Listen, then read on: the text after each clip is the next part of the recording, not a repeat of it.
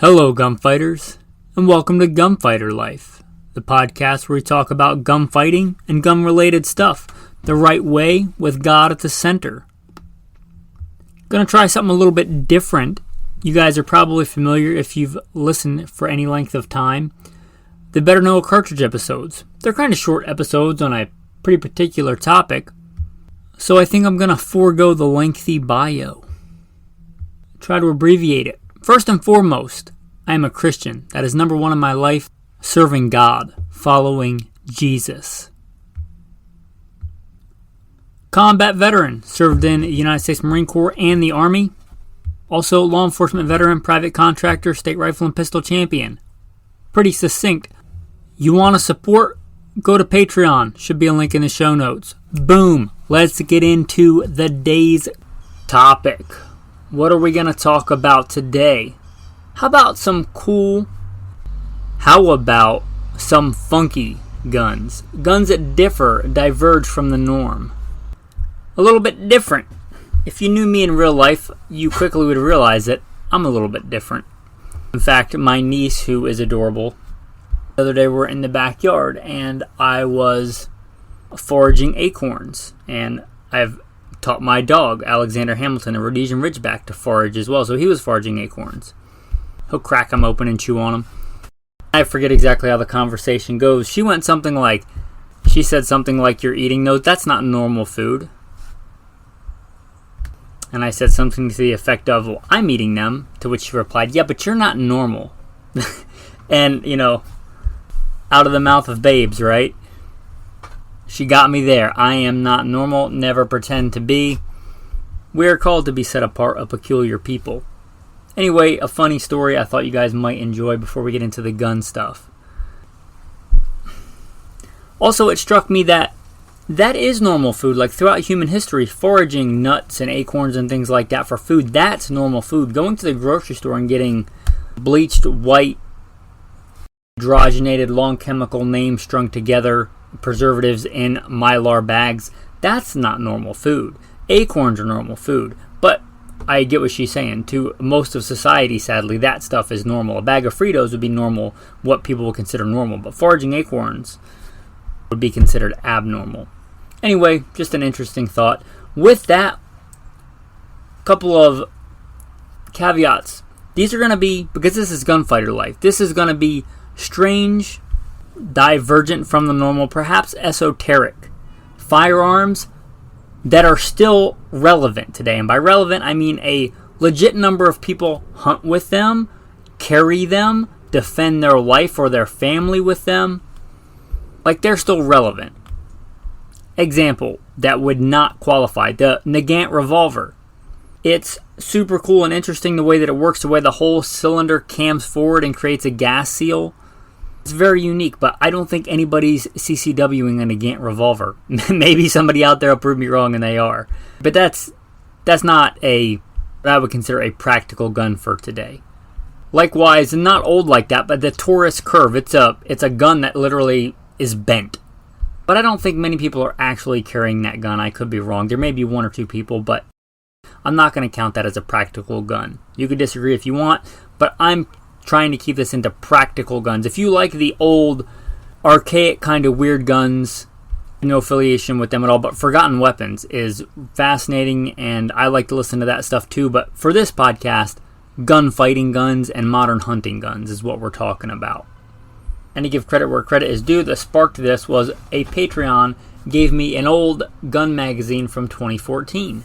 And I was flipping through it, and I saw a gun in there, and I thought, that's a weird gun. And then that got my brain spinning. So some of the guns I'm going to talk to you about are going to come out of this magazine, Gun Buyer's Guide from 2014. With that, let's get into our first gun. The Savage Impulse. It's a straight pull. It looks like a bolt-action rifle. It, I guess, technically is bolt-action, but you don't rotate the bolt. It's not a rotating bolt-action. If you consider what's vastly common, 90-degree bolt throw or 60-degree or some version thereof bolt throw, 2 locking lugs, 3 locking lugs, where the bolt lifts up, you pull back, you shove it forward, chain bring around, and you lock the bolt back down again. Savage Impulse doesn't work like that. You pull the bolt straight back, it kind of pivots. You pull it straight back and push it forward, and it chambers around and is ready to fire. Now that's nothing new. Bolt action straight pulls have been around for a long time, but that's the first. But it's a modern one, and although there's another one that's still used heavily, especially in Europe, that's a legit modern hunting rifle. I think the Savage Impulse takes it. It's innovative. It uses ball bearings, and it's not dirt cheap, but it's affordable to, I would think, a common middle class person, which the next one I'm going to talk about is not. But the Savage Impulse comes in a lot of different versions. Sadly, and nothing against this if you want to hunt this way, but you look at the versions of it, and it's kind of geared towards this new version of the long range hunting with computers and all that stuff. I would love to see them come out with like a brush carbine version of this, where it's short, handy, iron sights, because that would lend itself to that quick cycling of the straight pull. Anyway, the Savage Impulse definitely is weird, different, and pretty cool. So hats off to Savage for making something like that. The next one, if that's like the Ford F-150 of straight pulls, this next one is going to be like the Cadillac Escalade of straight pulls. And that's going to be the Blaser R8. The Blaser R8 is a phenomenal rifle, gorgeous. You can change out calibers, change out barrels, exquisitely made. It is a straight pull rifle. And if you look at the Blaser R8, it's striking in that it hits me as being a very practical rifle, especially for the kind of hunting that I like to do. Also, I don't know how they walk this line of being space age looking and also very classic, like gentleman European looking. And they still come, most of the models that I see, with iron sights. Can we please bring that trend back? Anyway, the Blaser R8, really cool how they operate, how they work, how they have that barrel exchange system. And just beautiful rifles. And very different. Okay, the next one, let's go from the rifle world to the handgun world and modern carry and fighting handguns. The Beretta PX4 Storm. There are a ton of polymer 9mm on the market, so why is this one different? Well, because the vast majority of those plain vanilla polymer striker-fired handguns use a Browning tilting barrel system. But oh no, not the Beretta PX4 Storm. It has a rotating bolt system, which has been done in the past, but to my knowledge is the only common and well-proven and battle-used rotating barrel handgun on the market. These are not as popular as, say, a Glock 19, but they are by no means obscure. They are used quite a bit. I do believe they are a NATO tested and used sidearm. They are very good. They are very well made. I think there is merit. I think there is an advantage to that system over the Browning tilting barrel system. It's the Browning tilting barrel, although it's the most popular because I think it's cheap to make, is not my favorite. Just like the default in bolt action rifles is a push feed because it's cheaper to make, but I really prefer controlled round feed. I really prefer a couple of other systems to the Browning tilting barrel system. I know it's cheap, I know it's easy to make, I know it's simple, but I think there are some real inherent advantages, and I like seeing that Beretta still makes and people still use this gun. To give you an idea, on most semi-automatic handguns, when you pull the slide back, that barrel kind of drops down and tilts. I should say the barrel and the slide kind of move back together for a very small fraction of time, letting that pressure drop from the cartridge because it drops really quickly, and then it unlocks and that whole barrel kind of swings down and tilts on a more common system. On the Beretta system, if you pull that back, you'll start to see after a while that barrel will start to turn like spiral. It's a completely different and I think really good system. The Beretta PX4 Storm kind of proves that out, right? It's not one of the most popular guns, but it hangs in there and it's well proven and it's a really cool gun and definitely different. The next one, and that's the one that sparked this episode, the Boberg. I don't know if bullpups are obscure enough to be on this list on their own, but a bullpup handgun certainly is, if you want to consider it. I don't know if it's the same. I don't know if you would actually consider it a bullpup handgun, but the principles are similar. Now, you're likely familiar with modern semi-automatic handguns, and picture again that slide moving back. Bear with me, I know this is audio, but the slide moves back the magazine pushes with a spring a round up, and when the slide comes forward, if you have disassembled your slide, you look in the middle, there's a part that hangs down in the middle that grabs that round and shoves it up into the chamber. Well, the Boberg, if you picture a handgun mingled with one of those vending machines like you see when you're leaving the grocery store, where the hand comes down and grabs the little toy, if you actually can articulate it to grab it, and it lifts that little, I don't know, stuffed bunny rabbit up or whatever the thing is and drops it down. Picture a contraption like that when you fire the gun, this claw comes and grabs a round out of the back of the magazine. It doesn't come out the front of the magazine like almost every other design I'm aware of. It grabs it out of the back of the magazine and then articulates it in such a way as to go into the chamber. Now, the advantage of this is that you can have a longer barrel and a shorter handgun. If you look at, like, let's say a real standard gun, the Glock 19, if you look at how long that gun is versus how long the barrel is, you have a lot of space that's not barrel.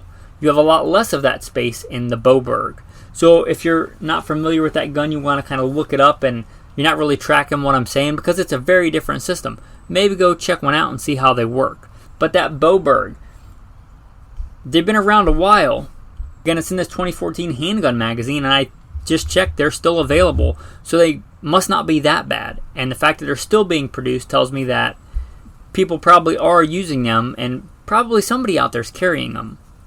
So I think they're barely on the list as a practical gun, but I think as long as they are reliable, it does give a practical advantage, maybe to a CCW carrier, especially in the world of modern handgun ballistics, because hollow points are velocity based, right? If you take a hollow point and point it down and drop it on the table, it's not going to expand.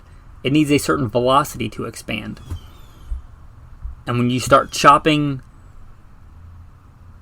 length off a barrel, you lose quite a bit of velocity in handguns. And you might get to a point where that hollow point no longer expands. This system lets you get a longer barrel and a shorter overall handgun. So if that's important to you, I think this really does have practical advantage. So I think it should be on this list. The next one, it lives in this kind of quasi-handgun, quasi-PDW submachine gun world. An enigma wrapped in a riddle, this gun. The Chris Vector. Now I see this gun and I think, no thanks, I'll pass. But a lot of people see this gun and are like, oh, it's cool. And apparently it's in some video games. I don't know. It's been a long time since Mario Brothers. But apparently it's in some video games, which a lot of people think is cool. But the Chris Vector, you can say whatever you want about it, but it's very different, both in looks and function. Very, let's be polite and say, unique here. It's very unique. And they've been around a while. I've been years since I've seen my first one in person, I think. And they're still around. And people do still buy them, and I would surmise by that use them as like a PDW, a truck gun. Now, I'm not telling you should do that, but I think they can be on this gun list as still a modern practical gun.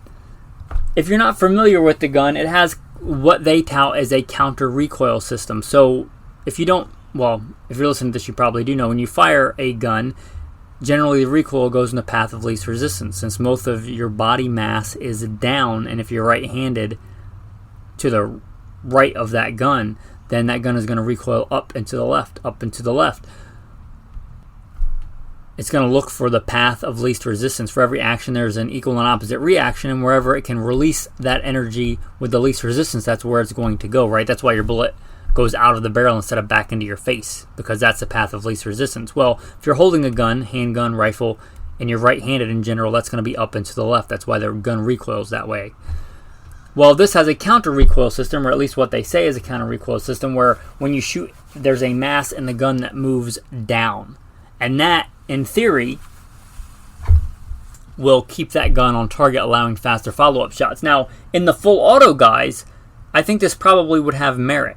In a semi-auto guys, in a pistol caliber, and that heavy a gun, I'm not really sure. But the Chris Vector, it appeals to a certain subset of people. Perhaps it's so esoteric that even I don't understand it. Definitely possible. But you talk about different, the Kriss Vector is different. Unlike the Nagant revolver, I've got a unique revolver here for you that I think is still very relevant and practical and definitely strange. Schiappa Rhino. The Schiappa Rhino.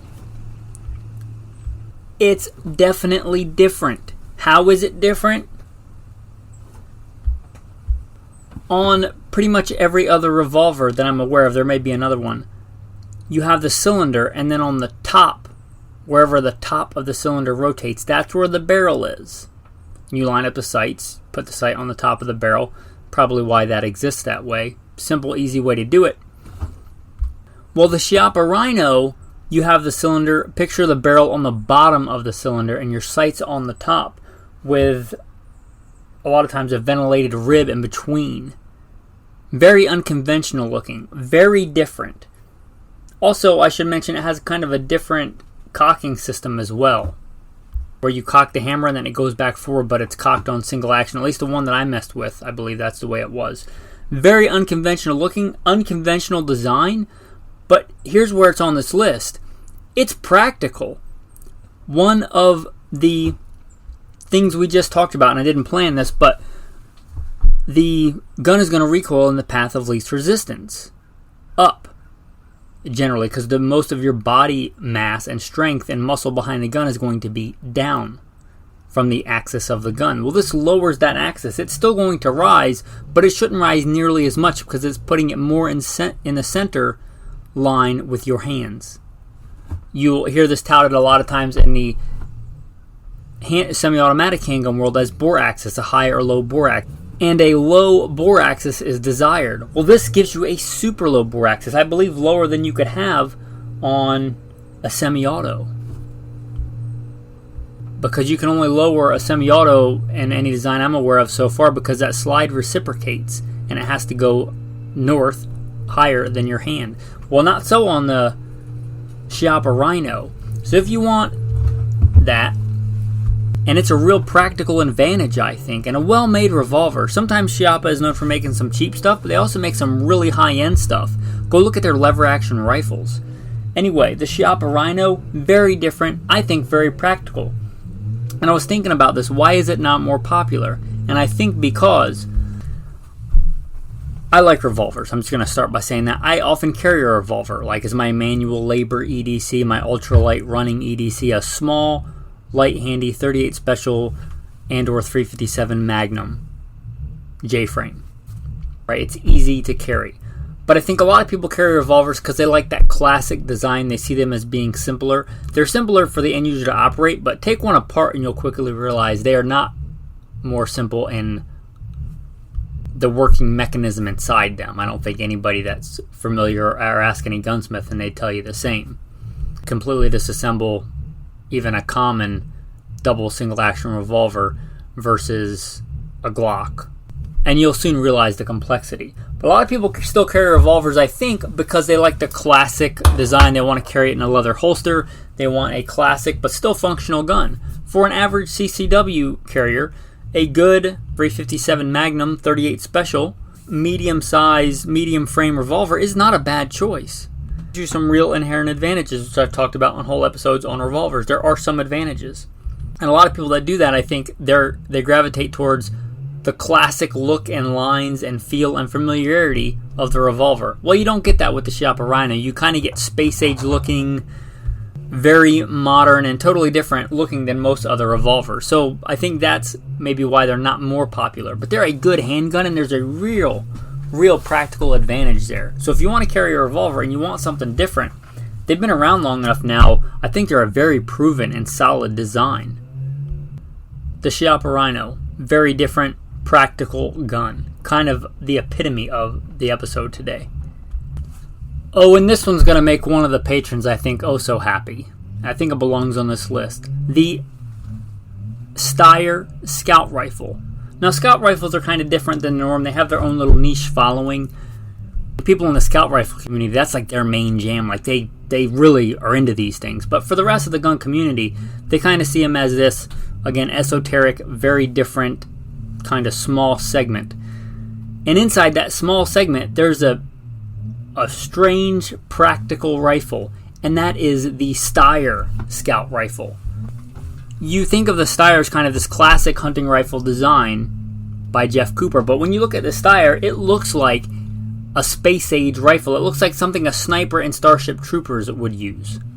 It's polymer, it's fluted, it's very unique. And it has some, it doesn't just look unique, right? Because there's guns I'm leaving off this list that look different, but they pretty much work the same way. The Steyr is a little bit different in the way that it works too. It has some fairly unique features for a modern gun. It has detachable box magazines, no surprise there, but you can carry an extra magazine in the stock. Pretty unique and practical. I'd like to see that in a lot more hunting rifles. That would be great. A lot of places you can't go to and from or, be on a road, they call it road hunting, with a loaded rifle. Well, you could have, because let's face it, we all forget stuff, you could have a extra magazine in the stock. If you forgot the one in your pocket that's supposed to be in your pocket, and you were walking on that road for a couple of miles and you got deep into the woods, you'd have the one in the stock. Or you could have two different kinds of ammo on tap, your bear load and your deer load. Really practical and kind of unique. You carry an extra magazine in the stock of a bolt action rifle. That's pretty cool. Also, has a unique feature in that you can drop, you can kind of, I don't know if it's a button or a lever or something, but you drop the magazine down so that it doesn't feed out of the magazine, so you can single load cartridges from the top. If you've ever shot, from the prone or sighting in a rifle, you'll know how handy that can be. It's kind of annoying if you can't do that on a rifle, but this lets you do that and still have the magazine that you could then engage and cycle out of the magazine. That's a really cool feature. Quintessential to the scout rifle, you can mount a forward-mounted optic. You might think of it like a pistol scope. It's a little bit different. You could mount a pistol scope on here too, but well forward, so you can have that wider field of view, and the scout rifle community will tout it as all these other advantages, but mostly lets you shoot with some good peripheral vision, which is very practical, again, if you're on some kind of dynamic,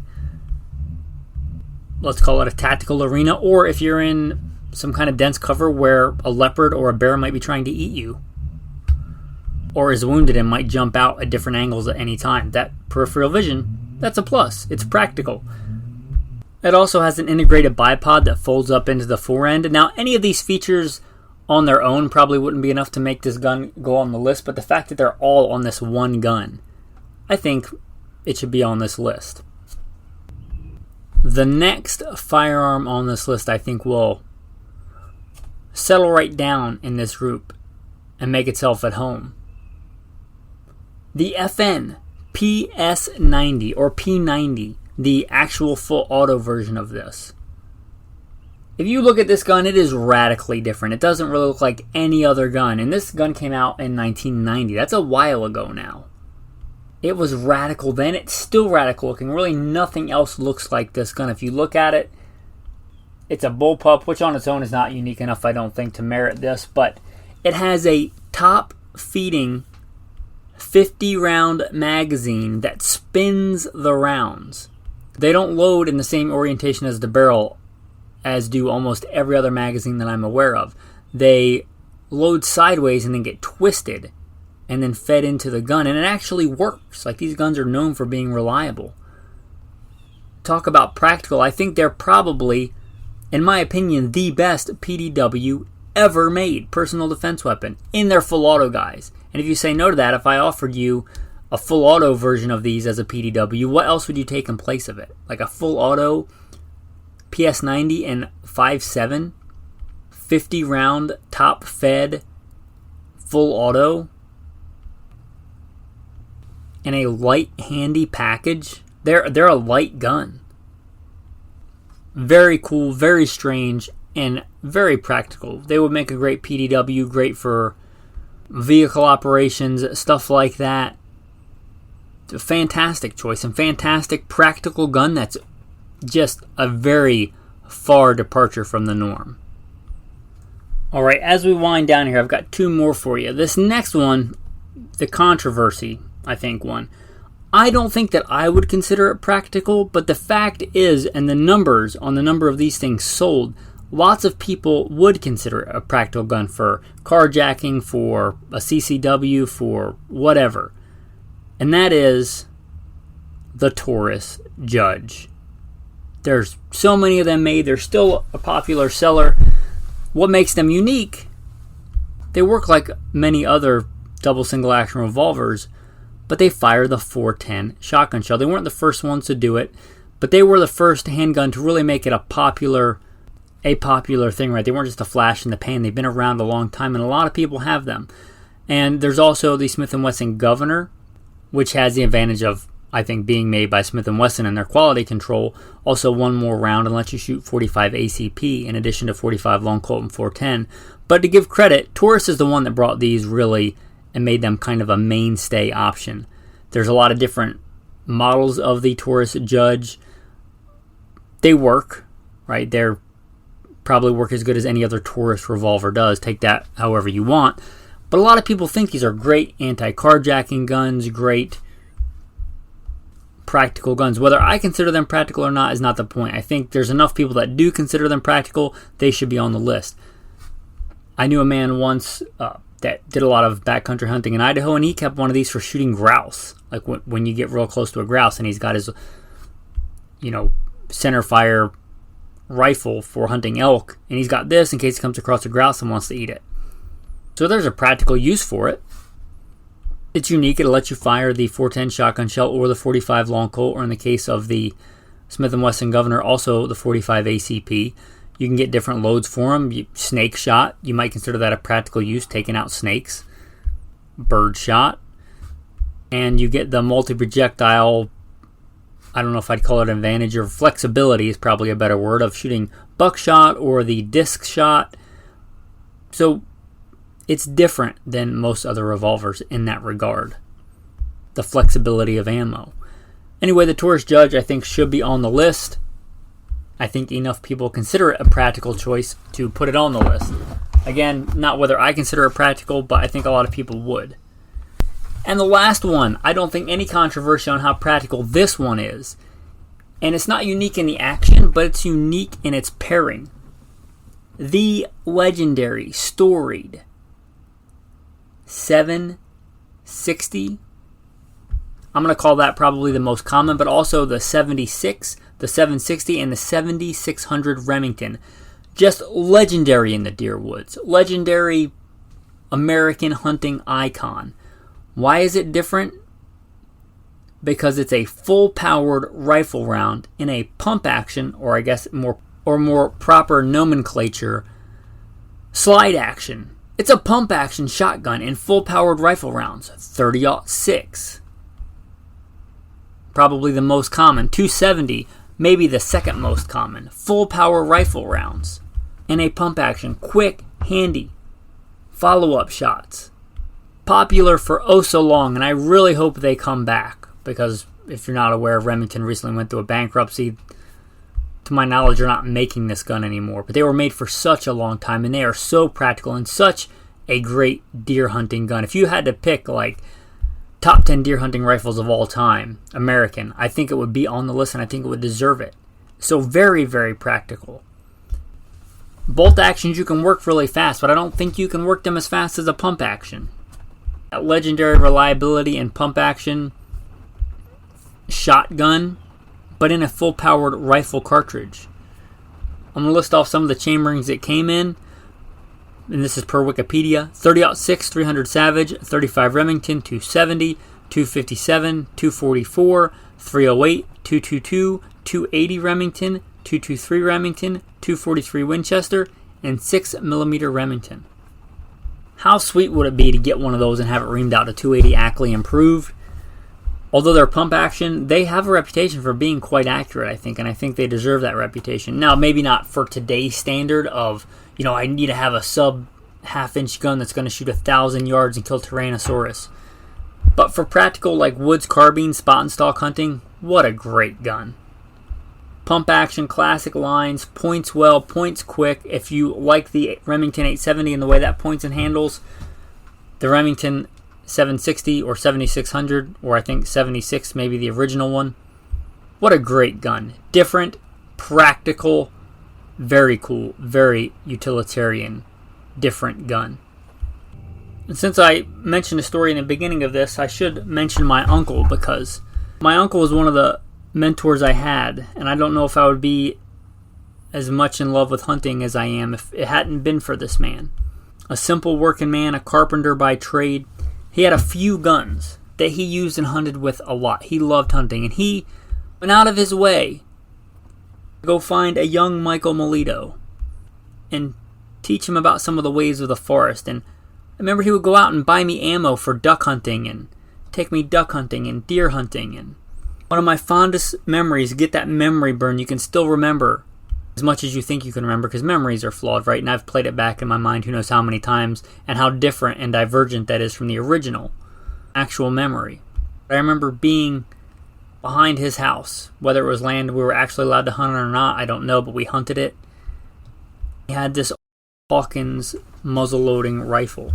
Let me go hunting with it. I assume it was muzzle-loading season. Don't really know. And I shot a very nice buck with that muzzleloader as a very young man. And I don't know that anybody in my family had ever actually done that. I do believe it was a moving shot on that buck, and I remember seeing him running and just plow into a tree after he was shot. Just a vivid, amazing memory. That uncle, Uncle Will, again, a simple man with a few guns, but that really used them. The only centerfire rifle I'm aware that he had was a Remington 760. And I do believe, if memory serves correct, in 30-06. And it was a lot of that generation's go-to hunting gun. Why? Because it worked. A fantastic gun.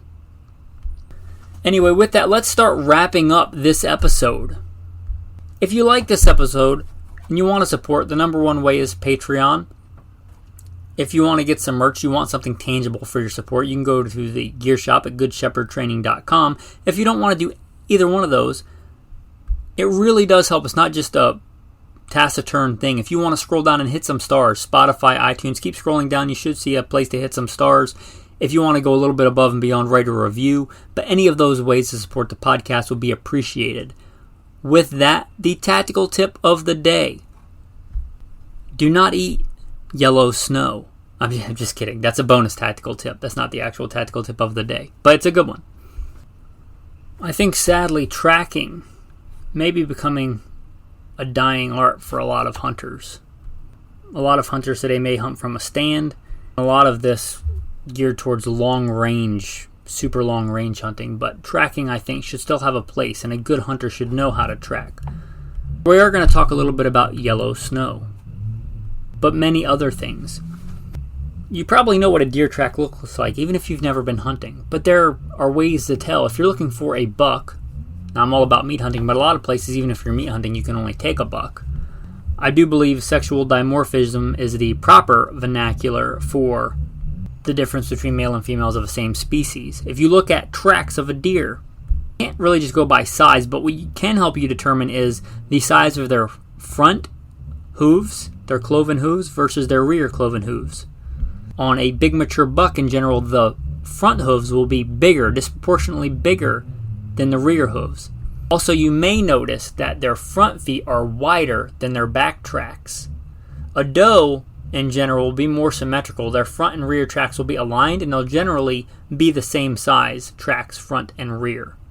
Now, I did go to naturetracking.com to confirm some of this, because some of this is stuff I think that I know, but I wanted to confirm it by the testimony of 2 or 3 witnesses. A matter is established. So I wanted to make sure somebody else kind of confirmed this before I just touted it to you as knowing it's true.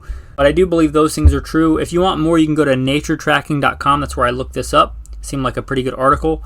I wanted to confirm some of those things before I just spouted them out and them not be correct. A lot of times this stuff that we learn, that we think we know, well, let's just say the Bible says by the testimony of 2 or 3 witnesses a matter is established. Also, going back to the yellow snow, you think about the anatomy of a male and female deer.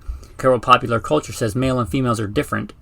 Also different in the deer species. If you think about how a female deer urinates, it's going to go straight down pretty much between her hind legs.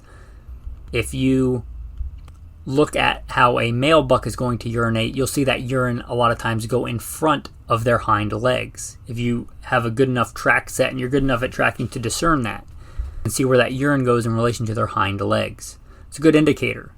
Also, male and female deer smell very different. Now, if you've butchered enough deer, you'll know this and you'll be familiar with this. You can also use this in the field. Scent is one of the things we have. I do believe, if anatomy serves me correctly, human anatomy, it's one of the few senses, maybe the only sense, that's hardwired directly into our brain. Like it bypasses thought.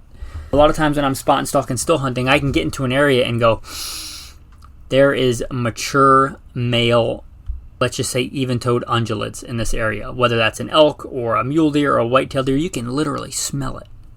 You can smell it. You get good enough at this, you can use all those things to deduce what kind of deer that is that you're tracking, what you're looking for, and many other skills. There's a lot that goes into tracking. And it's part of our heritage as adult human males. Tracking and killing beasts and eating them. Anyway, your tactical tips of the day on tracking. And hopefully what you've been waiting for, more than that, the tactical verse of the day. This word of God is coming from 2 Samuel 22. I can run against a troop. By my God, I can leap over a wall. As for God, his way is perfect. The word of the Lord is proven. He is a shield to all who trust in him. For who is God except the Lord? And who is rock except our God? God is my strength and power, and he makes my way perfect. He makes my feet like the feet of a deer, and sets me on high places. He teaches my hands to make war, so that my arms can bend a bow of bronze.